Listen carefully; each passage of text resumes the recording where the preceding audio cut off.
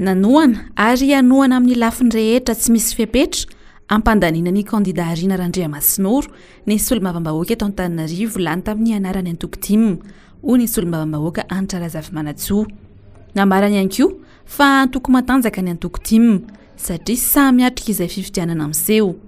Sa tahaka izany ihany koa ny kandida izay atolotry ny antoko dia Rina Randriamasinoro. Vonona araka izany izy ireo ny aro ny safidin'ny vahoaka amin'ny mety hoalatra sy osika. Matotsika mijoro ohatr'izao ny antoko politika timo, matoa timo mijoro ohatr'izao dia asitsika mbola matanjaka ary matanjaka indrindra raha samy antoko politika.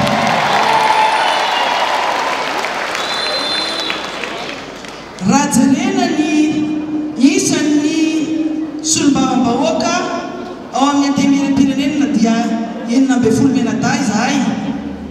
Kanefa izany raha jerena indray ny antoko politika manana solombavam-bahoaka betsaka indrindra dia natoko 5 manana be indrindra.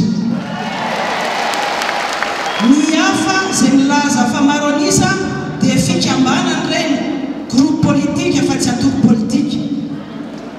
Dia izay zavatra izay no tiako ampatsahivana androany hoe ny antoko politika tima matanjaka ary tsika tsy mitsoaka mihitsy ninina fifidianana izay mitranga. Miatrika ny fifidianana be ny tanàntsika androany masa mahalala ary efa vita sedra ny kandidatsika Rina. Vonona izahay ary efa nampanantena fa ampandany kandida miaraka amintsika rehetra.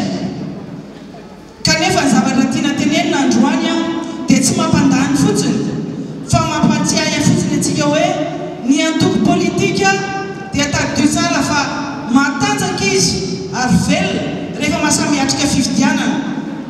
Miatrika fifidianana izy aka fahefana, aka seza satria seza be ny tanàna io ilaintsika anasoavana firenena ary anasoavana ny praimianampiarabela rehetra.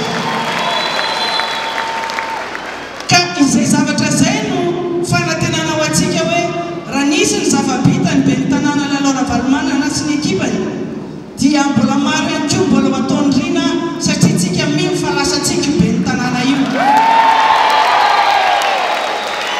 Lasantsika be ny tanàna satria anana mpanolo-tsaina atanjaka isika ary anolo-tsaina anazy amin'ny tsara ihany koa ary tsy atao masomena ohatran'ny Rina ihany koa ianareo.